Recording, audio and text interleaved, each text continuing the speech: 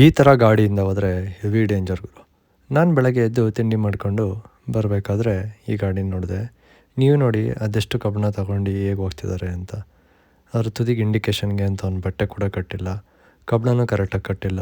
ಮುಂದೆ ಫ್ರೀ ಬಿಟ್ಟು ಹಿಂದೆ ಬರೀ ಒಂದೆರಡು ರೌಂಡ್ ಹಾಕಿ ಸುತ್ತಿದ್ದಾರೆ. ಮಿಸ್ಸಾಗಿ ಒಂದು ಜಾರ್ ಬಂದರೂ ಹಿಂದೆ ಬರ್ತಾ ಇರೋ ಕತೆ ಏನಾಗಬೇಕು. ನೀವು ಅಷ್ಟೇ ಈ ಥರ ಕಬ್ಬಣ ಕಲ್ಲು ಏನಾದರೂ ತೊಗೊಂಡು ಹೋಗ್ತಿರೋ ಗಾಡಿ ಇದ್ದರೆ ಸ್ವಲ್ಪ ದೂರನೇ ಇರಿ.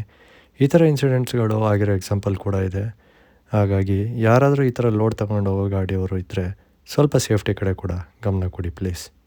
ಹಾಗೆ ನೆಕ್ಸ್ಟ್ ಮನೆಗೆ ಬಂದು ಆಫೀಸ್ ಕೆಲಸ ಮಾಡಿಕೊಂಡು ಊಟಕ್ಕೆ ಅಂತ ನೆಕ್ಸ್ಟ್ ಹೋಗಿದ್ದೆ ನಾನು MG ರೋಡ್ ಫುಡ್ ಸ್ಟ್ರೀಟ್ಗೆ.